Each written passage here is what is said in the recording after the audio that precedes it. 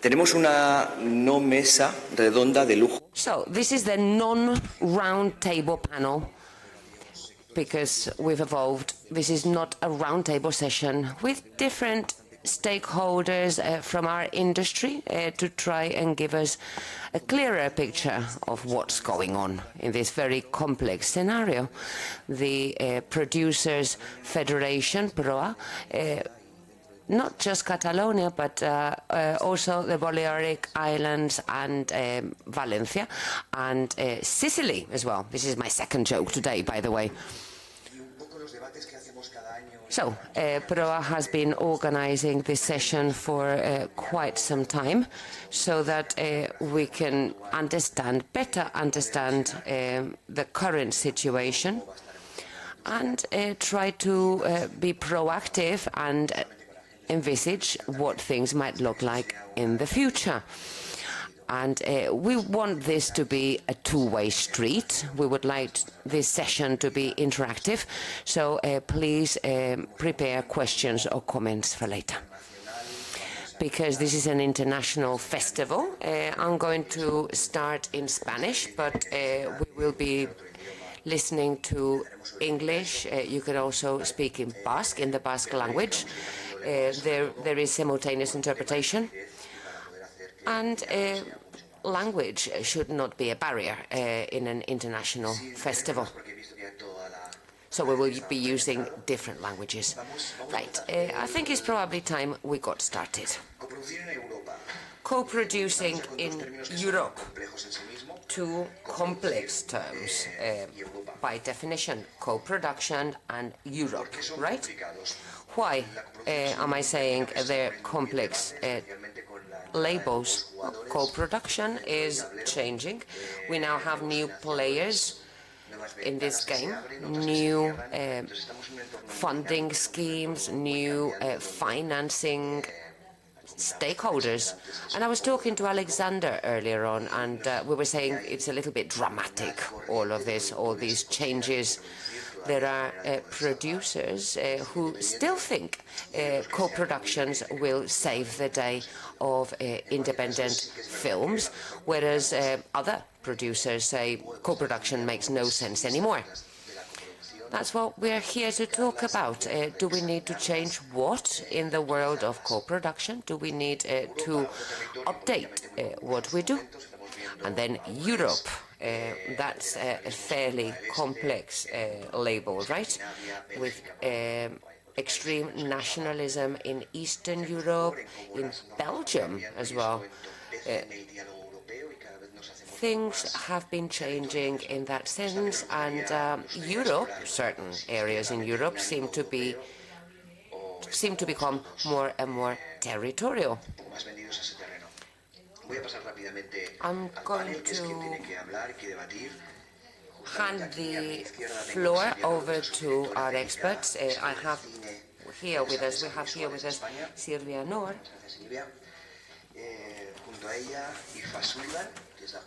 and also Aoife from Subotica Entertainment in Ireland.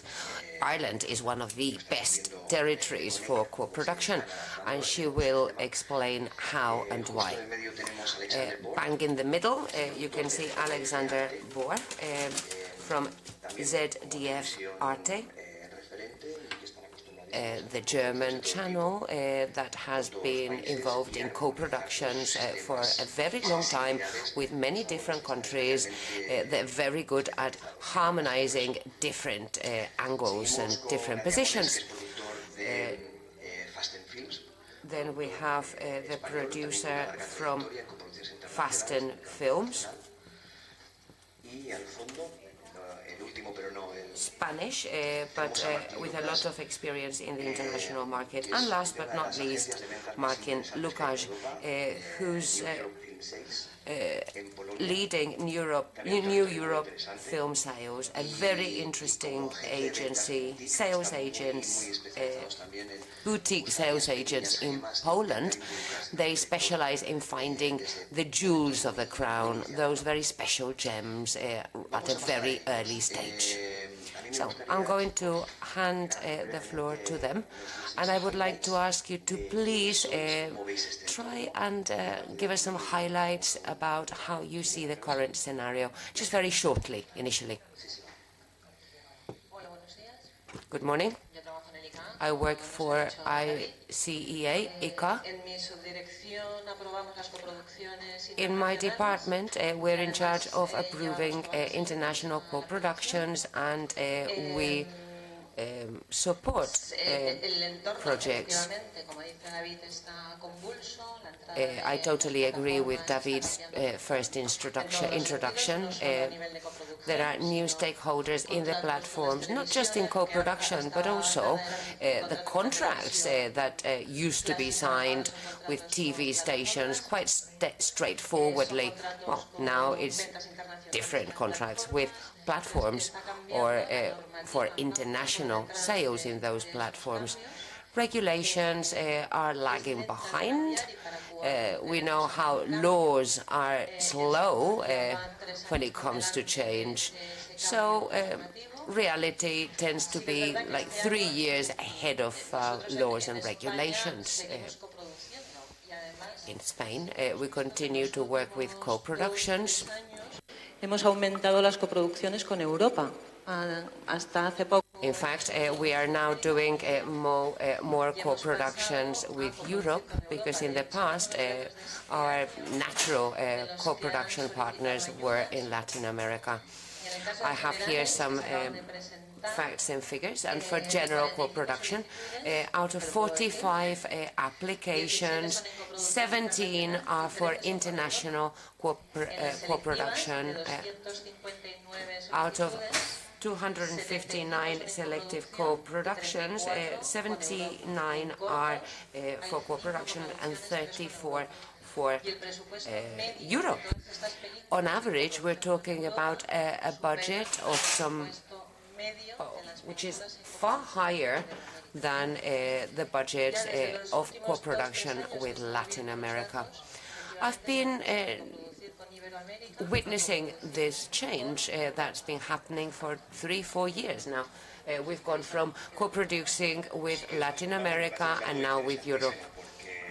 Por la tradición nuestra siempre es pensar que hacemos más con Latinoamérica, pero hay un cambio de tendencia ahí muy interesante y será bueno explorarlo. Hi, I'm very sorry. I'm going to have to Bueno, have any choice. I have no Spanish, so I don't want to punish you by trying. So I'm from an Irish company, Subotica.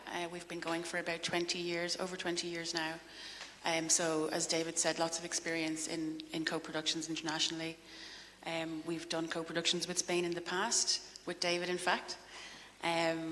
Very happily, that was a really good experience. We've done co-productions with Canada. There's a strong Irish-Canadian co-production treaty that works really well. We've done about 4 of those. We do a lot at the moment with Scandinavia. It's just turned out that way over the years, mainly because Scandinavians, they don't have a strong tax credit culture. So they come over like the Vikings used to a long time ago and come to Ireland and other countries to get their tax credits. So we work with all of the Scandinavian countries. At the moment we're doing a lot of TV, which is quite new for us in Subotica. We've been doing feature films, independent feature films, for most of our 20 years. But just in the last 2-3 years we've been doing a lot of TV. I think a lot of people are doing that because of, you know, the changing landscape and the new platforms, and content is required all of the time for all of these different platforms, and so it just makes sense to be providing content for both film and TV at the moment. You know, you'd be crazy not to. So Ireland is thriving at the moment. We have a good tax credit, it's 32%. We have really good crews, we're busy all the time.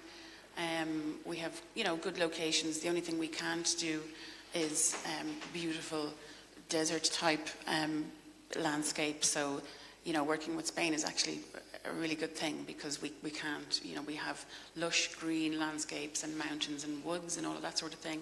We do have beaches, but the sun rarely shines on them. So yeah, working with Spain is really good in that way if a script needs, you know, a hot country. and we're working on a project actually at the moment that features African scenes, and we're probably going to do that with Spain, I think. So yeah, I mean, there's also Screen Ireland, which is the national funding body, and then there are regional incentives as well in Ireland. So if a project is more Irish, say, than anything else, then there are more incentives available. We also have, like you guys do here, we have our local language, the Irish language, and there's funding available for that as well. So yeah, it's a busy time. It's a busy time, and it's a good time to be working in Ireland. Good. Una simple clarificación para los que no estéis. I would like to clarify something for those of you who don't know about Ireland. They have tax incentives, the so-called 481 standard or norm, which is a very simple way of collaboration. En tu cuenta para poder empezar a producir. Cualquier productor en cualquier momento puede acceder. And as I said, it's ever so simple accessing those incentives.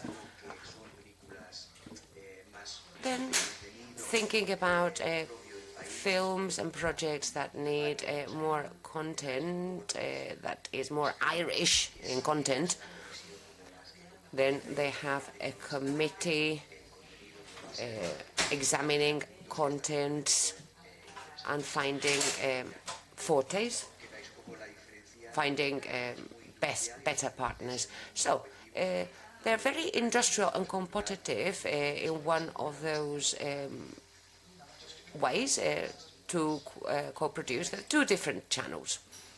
Alexander next, please. My name is Alexander Bohr.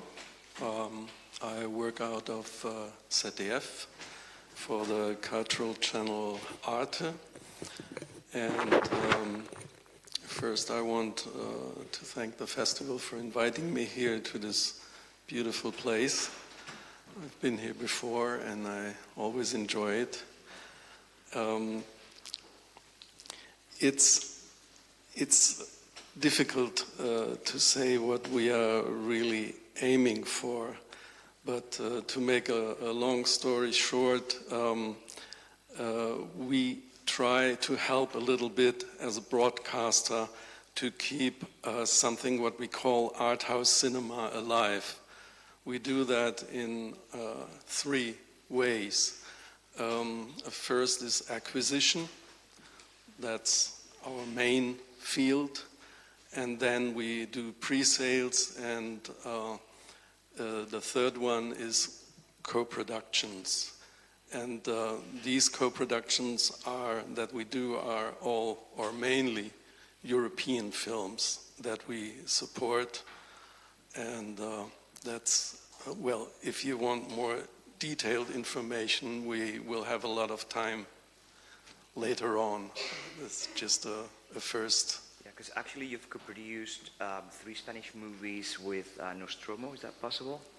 Well, but that was not, yeah, that was together with the main channel, okay, which is quite a rare opportunity because the ZDF main channel is, let's say, more commercial, large audience oriented, and we are co-producing for ARTE, especially in the field of art house cinema. Okay. Adrià. Buenos días, gracias por venir aquí.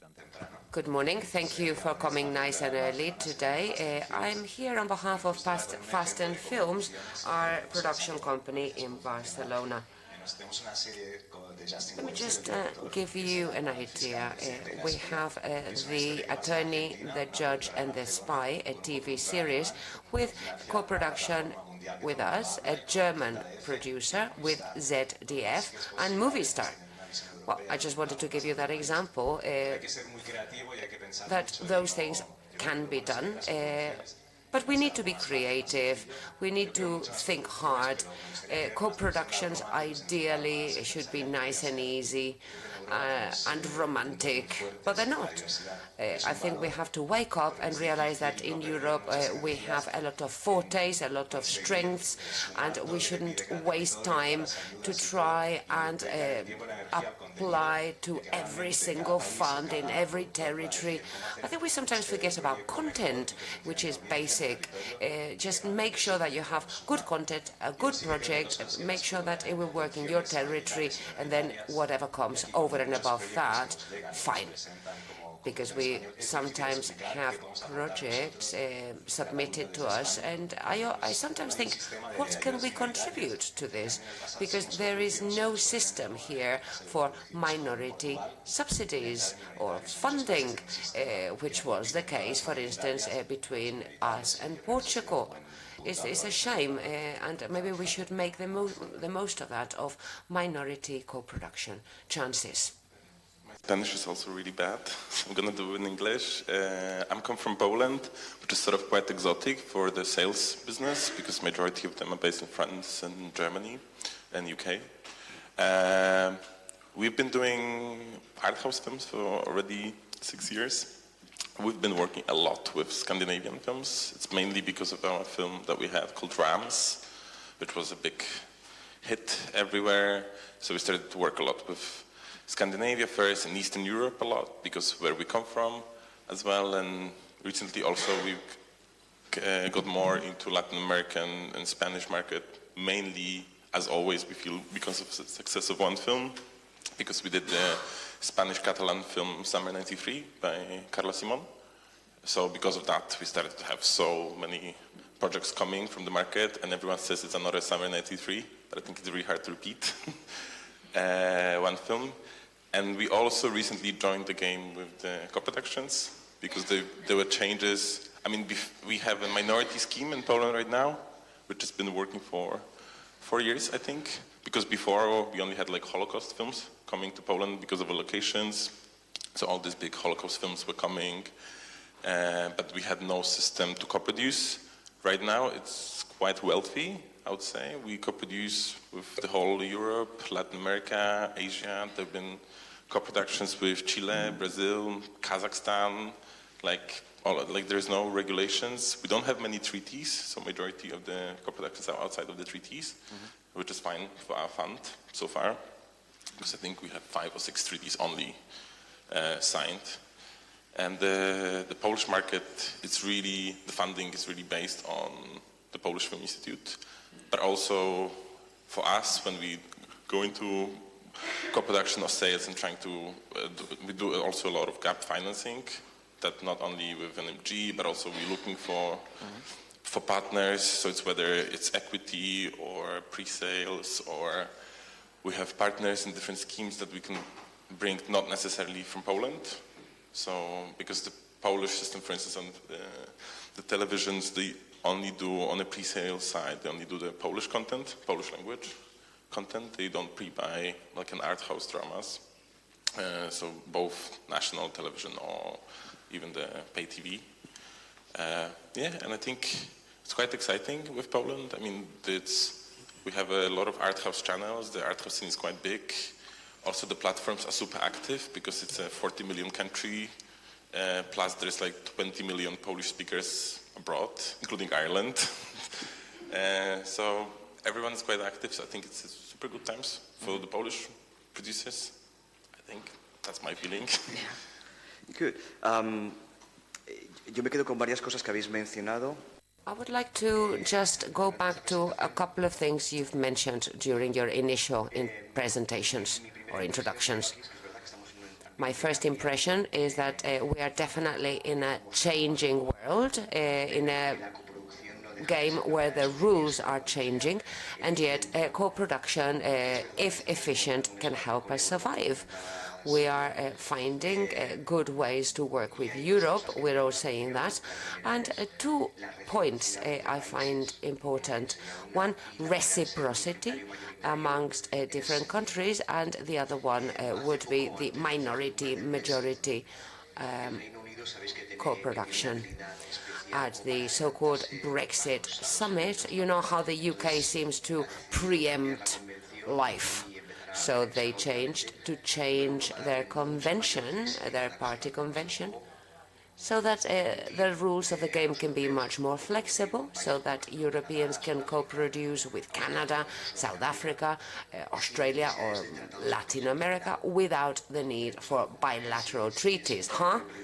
Is that dangerous territory or what? Well, then the share doesn't need to be 20 or 10 anymore, but it can come down to 5%. Those are the new rules they've set in their game. I just wanted to launch that. The UK tends to be very creative and clever with new proposals. If they're doing this, do you think if we want to be competitive in this very complex scenario, should be being more flexible and being more, shall we say, European? Well, from the ICAM, we are working on several fronts. We would like to one on the tax incentive to enhance shootings of foreign teams in Spain, or considering the new taxes, the tax incentives for the companies that produce in Spain. On the other hand, we'd like to change this royal law that deals with the co-production, and we'd like to modify it, to adapt it to the changes, and we'd like to work with the sectors in order to this change to adapt to the needs, to the current needs. We are aware of this pressure for funding, so that funding not only go to the major co-productions, but also to the minority ones.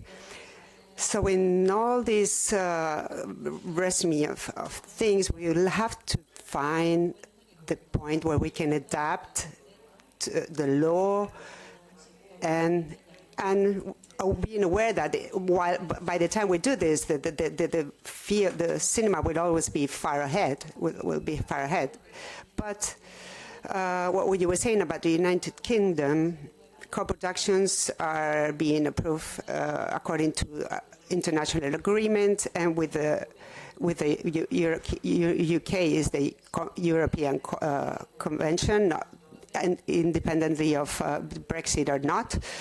And we have bilateral agreements with certain countries. Obviously, we have to agree between us, not only to change on our side, our law, but it has to lead to changes in other countries in Europe, and bilateral agreements, which are also difficult to modify, and also European agreements have to be coordinated, because if we pass international co-productions in Spain, and if we spread and communicate them, I'm mixing a few subjects here, but about coordination between us. We approve a coordination with the country, and we communicate it. So this approval of this agreement, we immediately communicate it to the country where we are going to co-produce. And we need this reciprocity, and sometimes this doesn't happen. We need those countries to communicate to us if they approve, if they pass this coordination, and we need to coordinate this, because sometimes we have approved past co-production, and a year further the film comes to get their nationality, but afterwards the co-producing country communicates us that they don't approve the co-production. So we find ourselves with situations like this, or a very advanced film in a very advanced stage, and the other country doesn't approve it, and according to the agreements, if both countries are not agree or approve them, the film just can't go any further. And regarding Brexit, the single problem is the British staff, if they, as now, if they can work as a Spanish stuff, because the European stuff, if finally Brexit happens, hard Brexit happens, a film, for instance, of co-production with France, but with because of Spain there will be British staff. They will, if there is Brexit, there will be extra community staff, and this will have an incidence. They have an influence. So we have to coordinate amongst all of us. You do. Well, first of all, I have to say I don't care where a script comes from. I don't care. If it is a unique, interesting story, is it worth to be told? And if it's a regional story or a local, even a local story, can be universal and understood by everybody.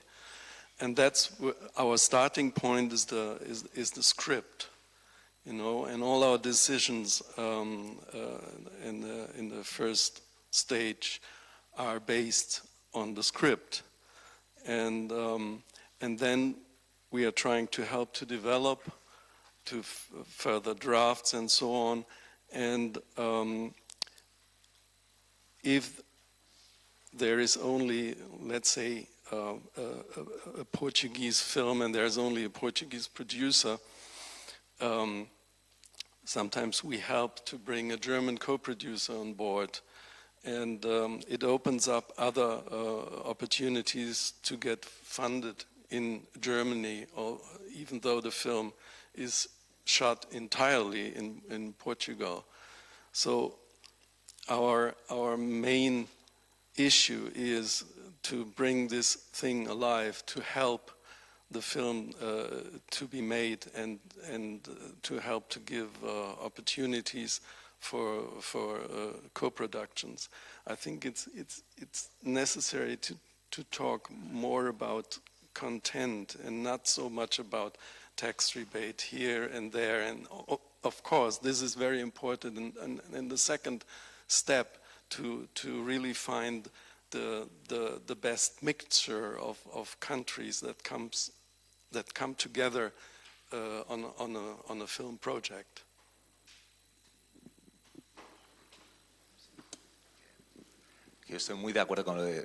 Yes, I totally agree with Alexander. I think the story, finding a story that works, is the main thing. It doesn't matter where they come from. Like Marx was saying, he can have a film in Catalan and sell it in Polish.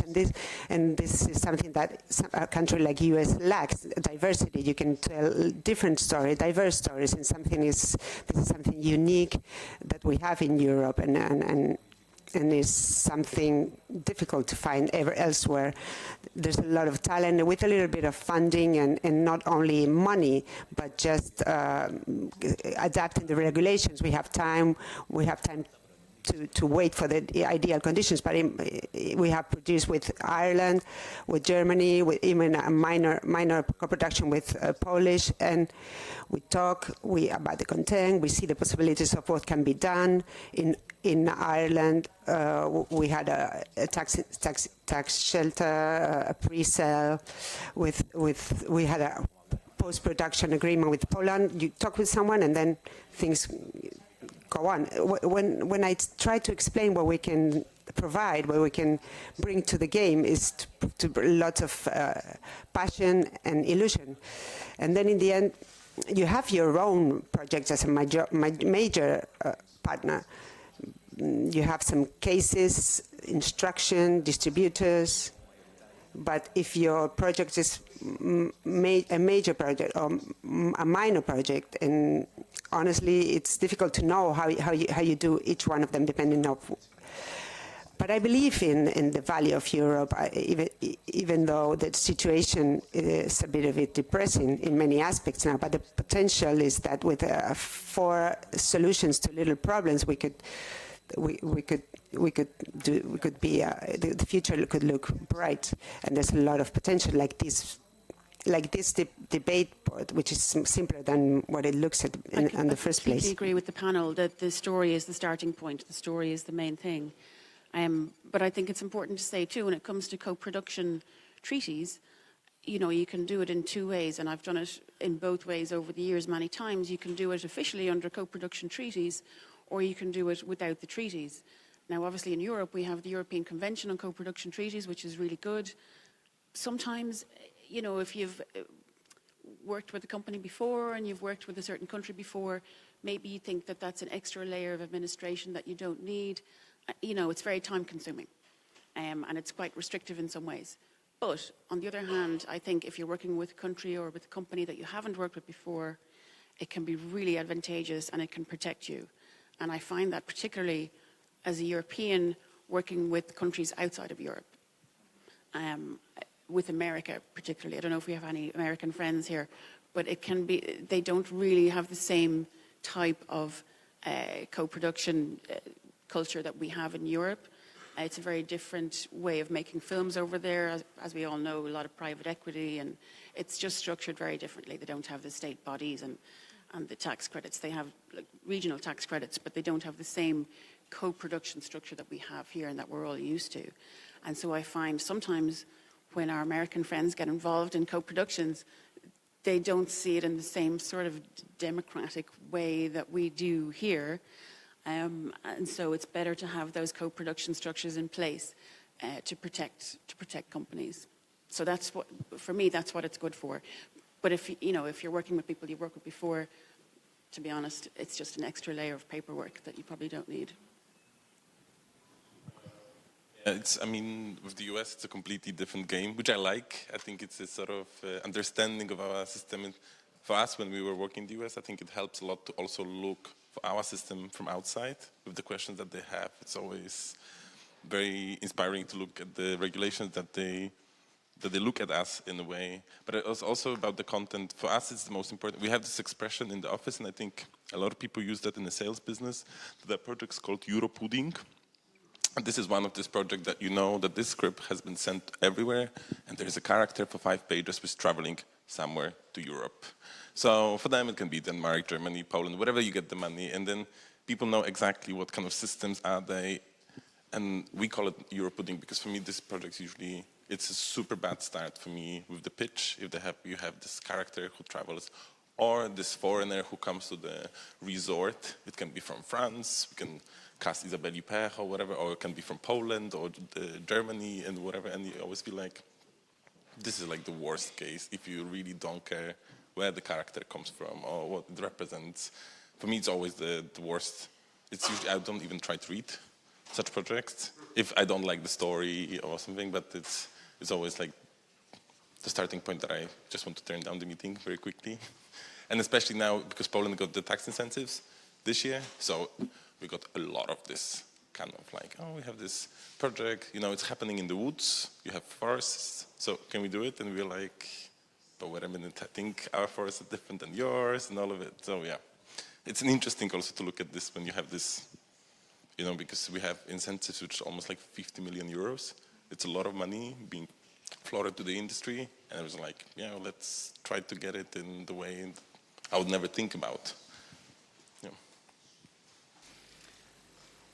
I think it's very interesting, your reflection about how the Europudding could be avoided, and the Europudding is something that is not natural, not organic. We are going against the content that Alexander mentioned before. How could we avoid this?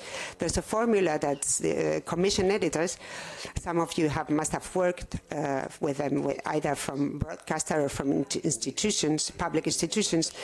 There's a person that assesses you, helps you to the process until the process is far developed. Have you had an experience in that sense, Adrià, maybe?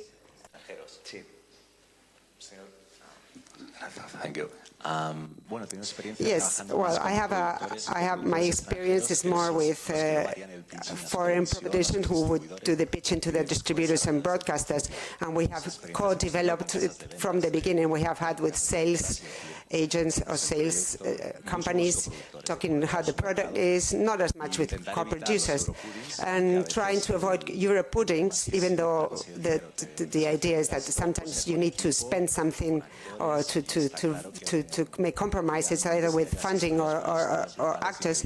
And if the stories are local and it's stories that travel, and maybe it's the team, you need to have maybe a Dutch actor that lives in Madrid and has a Peruvian neighbor, or from Kazakhstan, and suddenly it doesn't make sense. And this is something, a situation that we find currently. Sometimes I've done films where this hasn't really worked.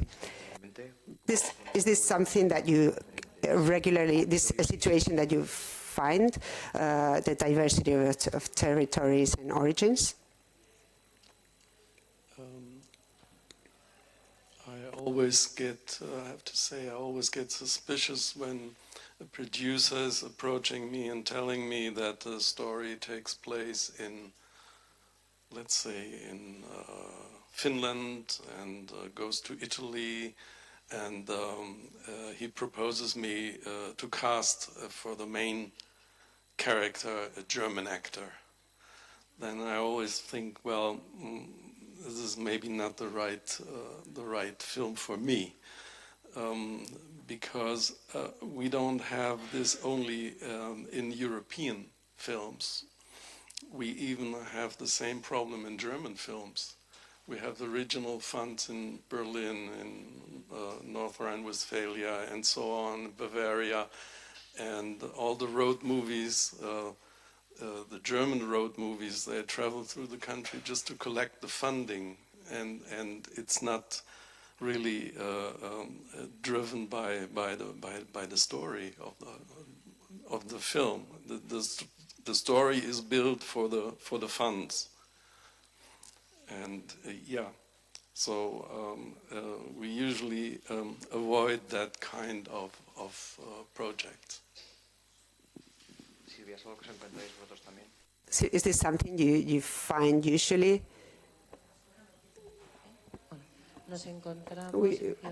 Yes, in fact, we find this kind of projects that need funding, and they come looking for funding, and they adapt the project to the financing. And well, naturally, the project would have to be the project that you want to do, work with the screenplay that you want to do, and then look for a funding, not create the project around the funding. But yes, tax exemptions and incentives in Spain don't work as they should have, and there's no support in looking for financing abroad. You need to find a way of doing it, co-production, because co-producing with the country is not being just desperate and doing whatever. It's good to be open to other countries, to co-production, to have European actors or non-European actors that provide that add to the project.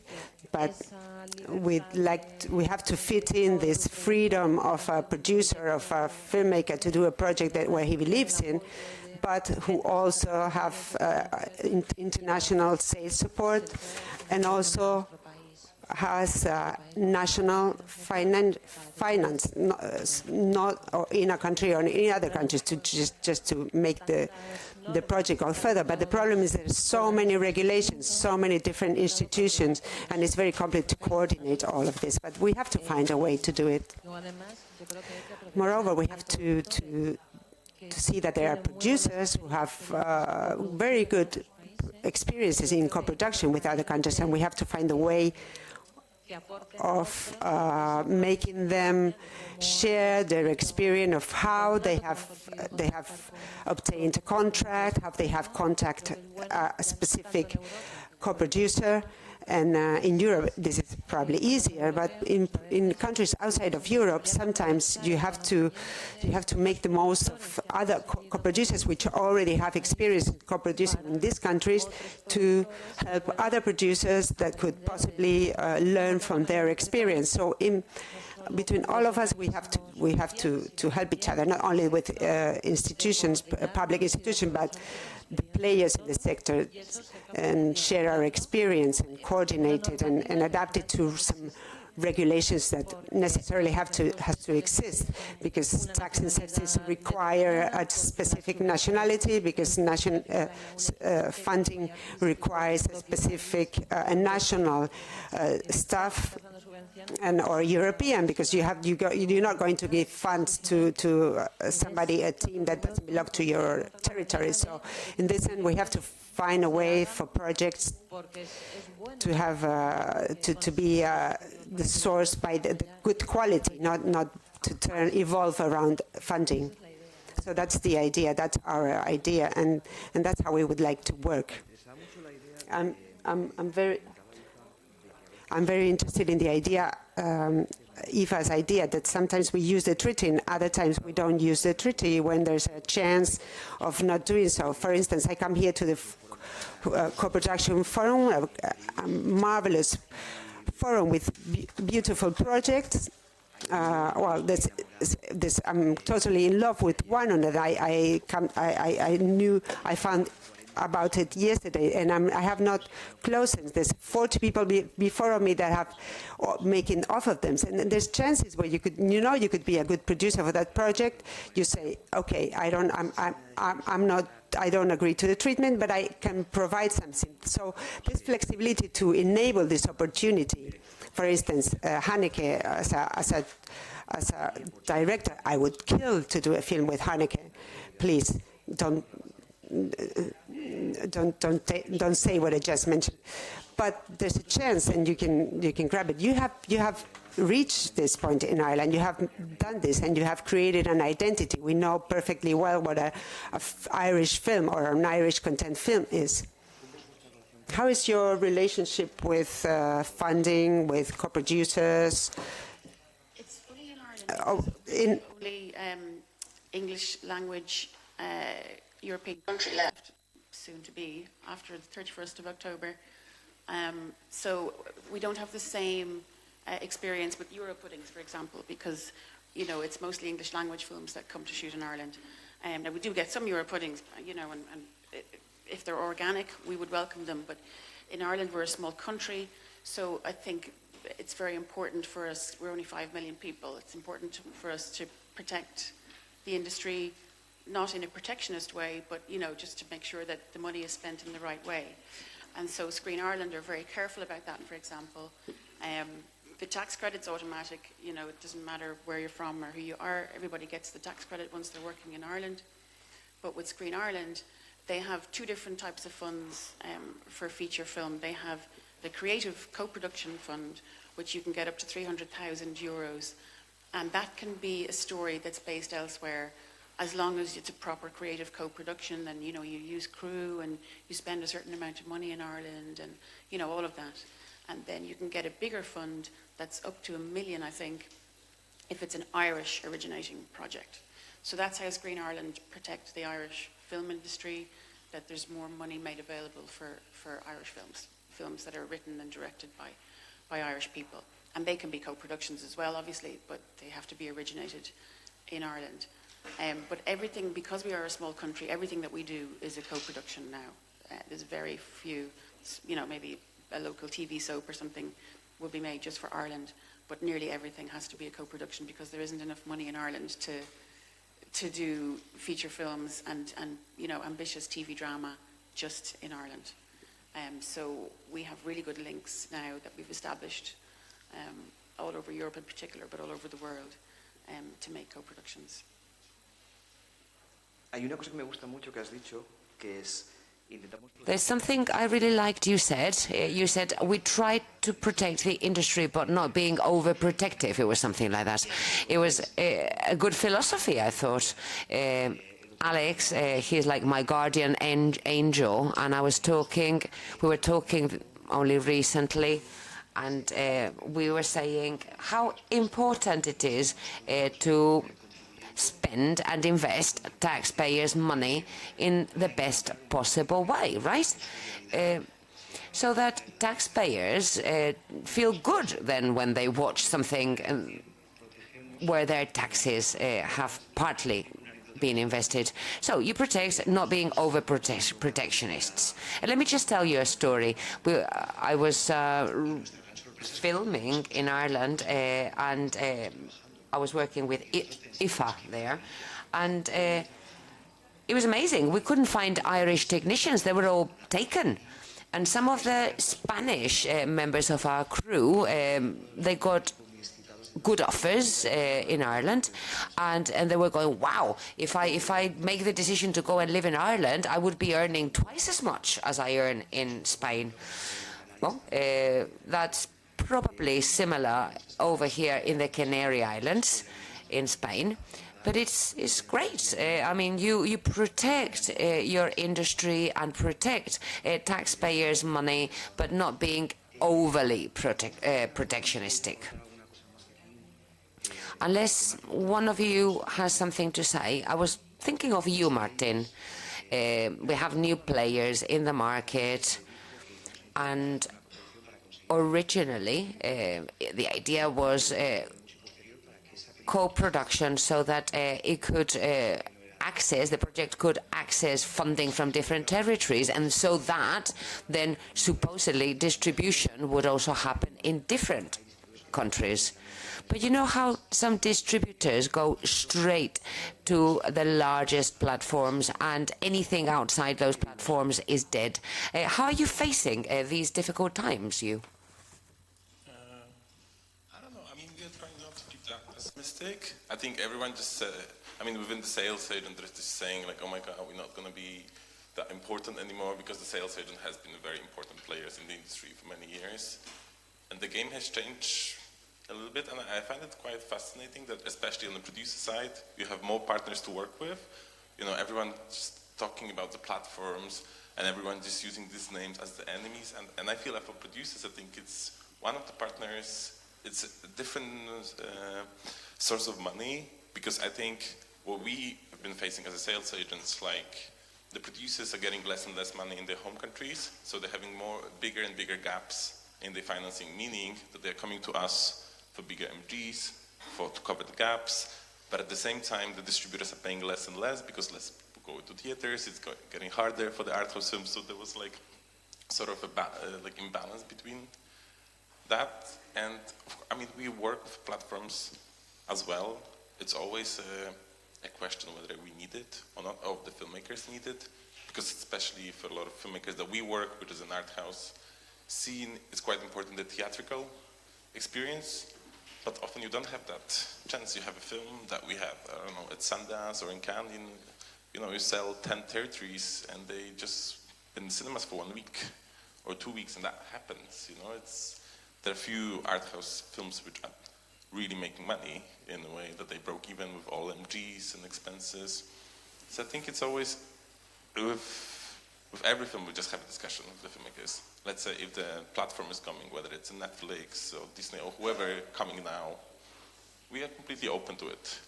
Although we know that, you know, there is more and more producers having a relationship with the platforms, and they don't need us because we still are sort of a middleman. And I don't find it bad. I mean, I think it's quite fascinating times of course we are getting cut off within a lot of deals, but I think it's only an advantage for the content creators, in my opinion. I don't see it as I don't see them as enemies, like a lot of people would like to see them. And all these fights with festivals and all of it, I do not understand, because we really poorly believe that the content is the king, and I don't care where it comes from, who made it, what is behind, or all of it. If the story is good and the film is good, I don't care whether it's a 16-year-old student made it on iPhone or it was 40 million platform film. As long as it's good, I think.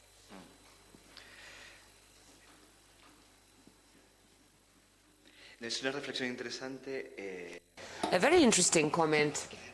And I was thinking about opportunities, how this is an industry, it should be we should have good business sense. And I remember that I once saw a script written by a Norwegian, to be directed by an American, to be shot partly in Sweden and partly in the US, and we were coordinating all of that, and it took us some like 3 years to coordinate it.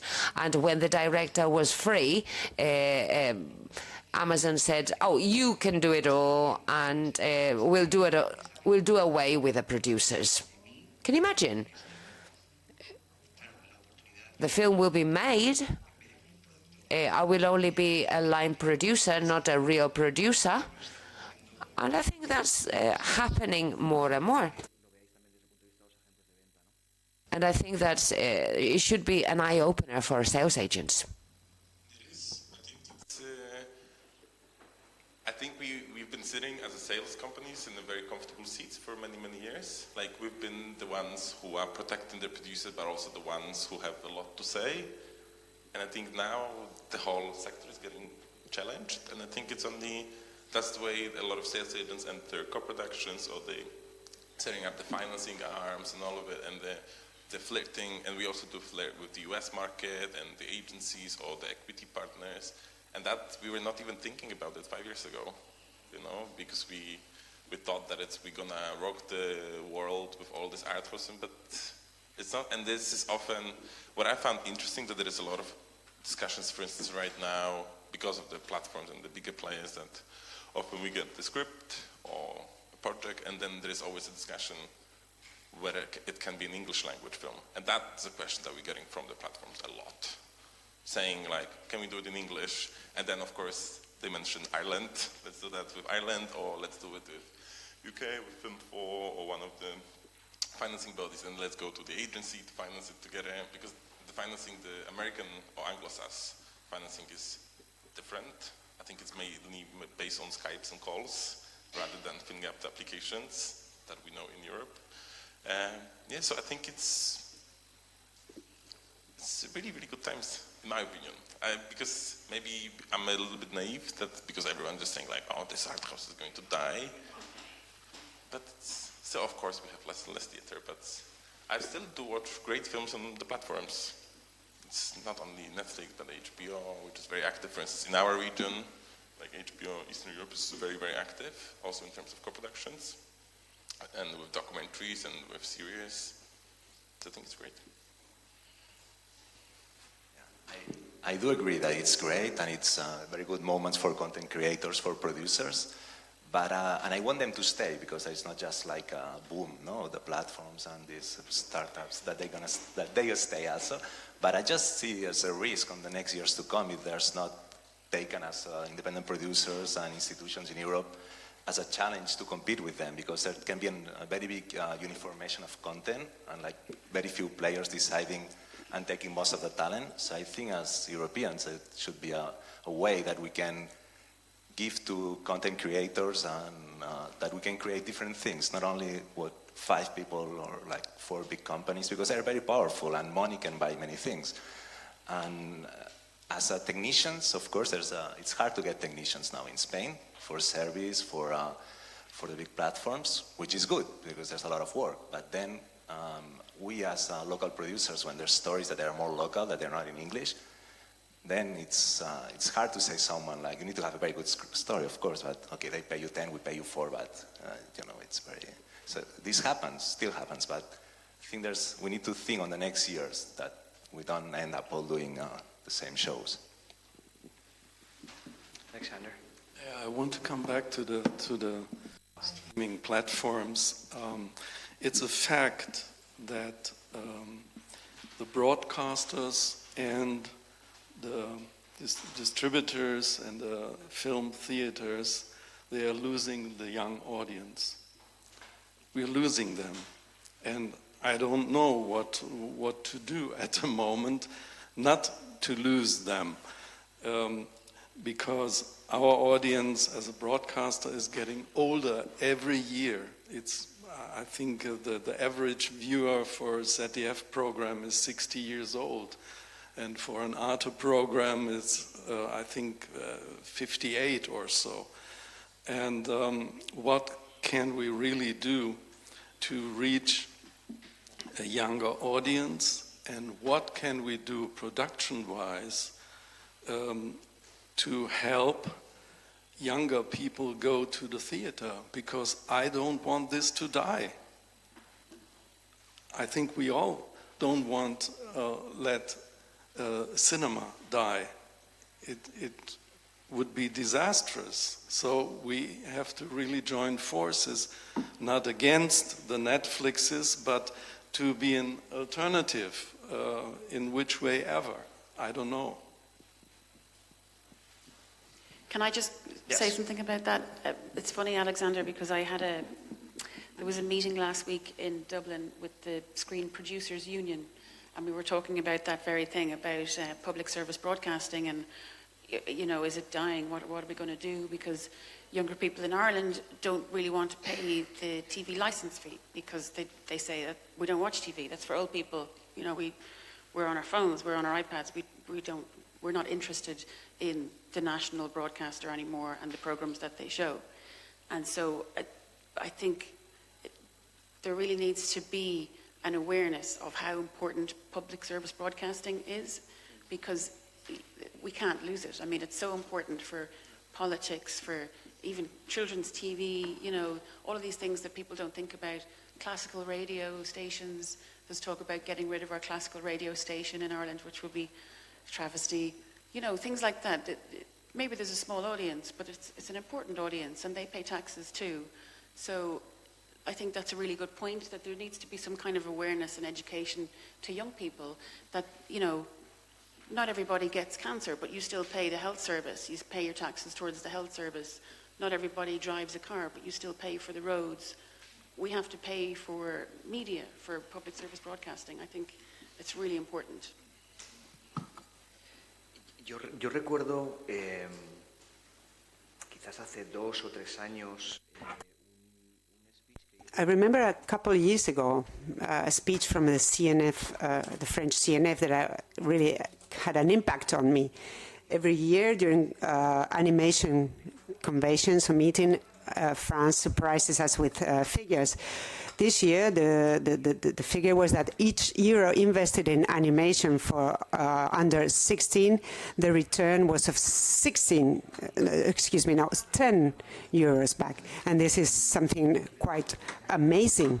A report from Stan Jan made by Ireland, it was for fiction, it came up to 3.5. And I remember there was a report from the CNS where they said they prefer spending much in animation and educating the younger audiences, because at some point it's true that we'll lose them during their teenagehood, but they will be back, and they will be back in their way of understanding Europe and France. And this is something that should just come to my mind, but it's true that France is investing a lot of money in educating the younger audiences, and I'm not sure if they're being more or less successful than the others. Yes, I would like to add to all that has been said here. I agree with that the platforms are not the enemy, they're allies to all of us. At the same time, it's true that platforms are imposing contents or imposing a way of or some themes, subjects that, yes, it's true that most of the time they come from outside of Europe. That way, their perspective is from outside Europe. So we need to be allies with platforms, because the funding comes from them right now. But we have to fight for the contents that are made in Europe to be more from the inner European content and a European point of view, because if not, it's true that at the end the younger audiences, they just watch US films instead of watching European films. They have to keep their interest.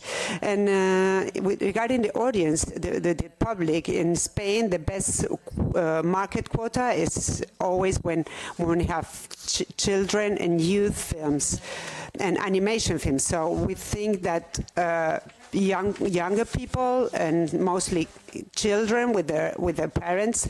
They go to the movie theaters, and we don't have specific figures, but every year that the market quota is good, we know for sure that there are animation or children films. So we need to create contents for that kind of audience that goes to the theater, and teach them to learn to watch European films, so with European content and not as much. I mean, there's some series that are totally made for North American teenagers, and for instance, a very well-known series that is in a platform, a series that's now internationalized. I watched one of a chapter from the 3rd season, and it's totally Americanized. Now it used to be, or it seemed, a Spanish series, and now it looks like it's been made for a more international public. So it's important to work the platforms, but we can't lose the perspective of the European culture to maintain, preserve the audience in our film. Well, that reminded me of my niece. My niece is 13 years old. She's more Japanese than Japanese themselves. If she doesn't dye herself her hair blue or dressed as Nemo, or I don't know, she's not happy. She knows nothing about European films, but she can tell you the whole list of animated films, and I'm not sure where she gets all this from. So this is very interesting. But if you agree, I see faces in the audience that people want to ask questions. We have somebody over there. Yes, good morning. Thank you very much. This has been so interesting. More of the exhibition, of the broadcasting. So I'm interested in the conversation. And this is just a comment to see if you can go a little bit deeper in that sense, mostly regarding Mrs. Noro and her last comment.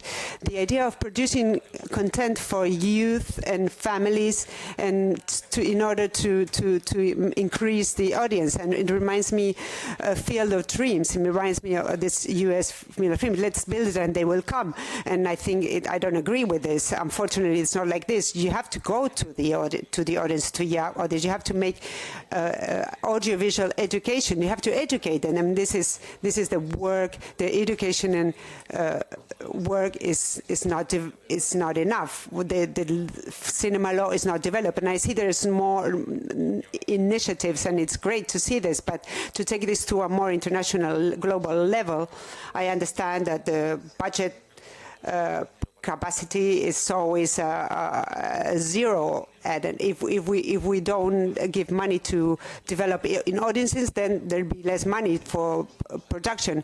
And it may be, if you think in a bit naive way, if you think a bit of it ahead, you have to go deeper in the senses and the directives of co-working, like Alexander was mentioning, in co-working also from the production in educating the audience, because it doesn't matter how much content you create. Like you said, your niece. We can create as much fantastic European content as we want, but they won't get to know it. So I like to know what they think and what they think about the funding and this needs of funding, and demanding an intention regarding the development of the audiences of the produced films. So what do you see? What do you think about the future? Not to put the responsibility on the funding, but on what is the what. Well, I'll just summarize the question. How do you see the possibilities, and how could we introduce demand, or at least an intention of working on the audiences from the access to the funds to generate more content? Well, from the ICAA, or ICAA, we're not we belong to the Culture and Sports department, government department. We would like for the schools to just have a subject that is audiovisual, just like music or plastic arts.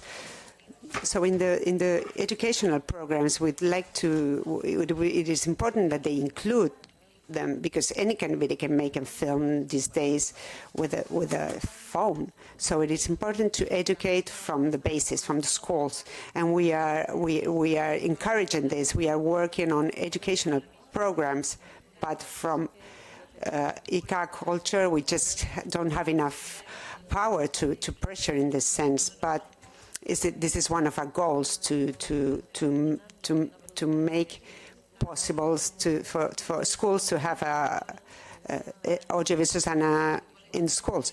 And yesterday I was talking to a co-producer, and she says that in the school she had attended, they had this subject, and this school doesn't exist anymore.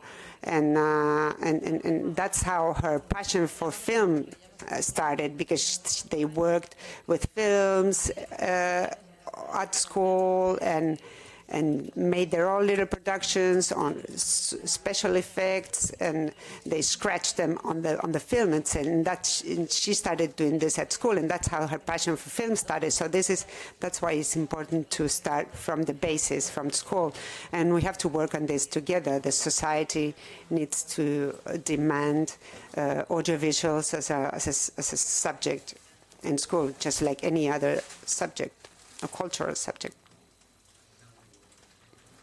Any more questions?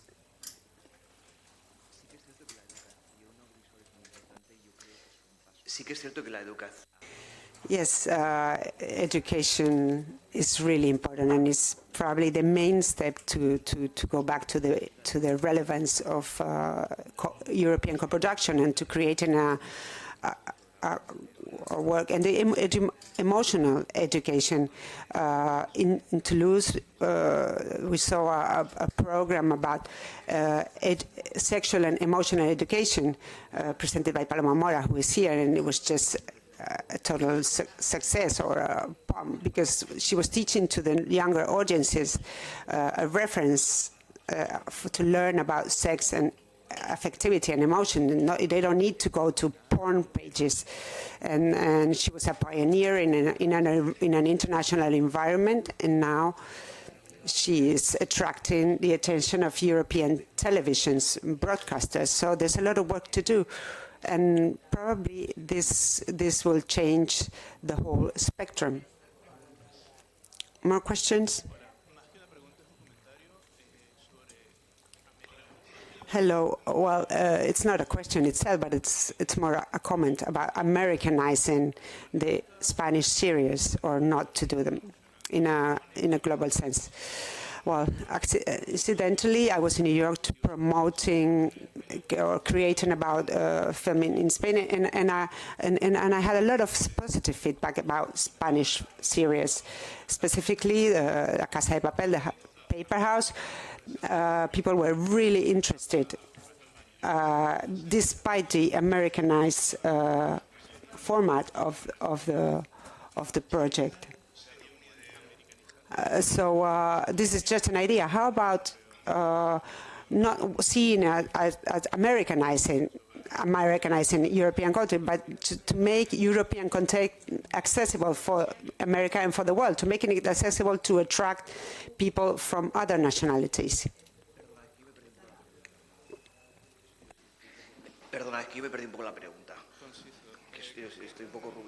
Excuse me, I didn't understand the question. Well, how about making the European content more accessible for international audiences or public, thinking that in the future it will be possible to make more European content that is attractive for an international audience. In a little way already, especially with platforms like Netflix. There are a lot of European shows on there now that people watch all over the world, and people are getting more used to subtitles. I don't know, in Spain, is dubbing more usual or subtitles dubbing? I hate dubbing. Subtitles, I think, are becoming more popular the world over, including America, and I think that's only going to be good for Europe because people are going to get more used to European shows and European languages. I hope over the years. I know in Ireland we love subtitled shows, we get them all the time. We get the BBC channels and they usually come in through the BBC channels, but our local broadcaster buys them as well. So we have a long tradition of watching subtitled shows. So hopefully the Netflixes and the Amazons and the Apples and the iTunes will improve that, and subtitled shows will just keep going and improving and getting more common, which is good for Europe.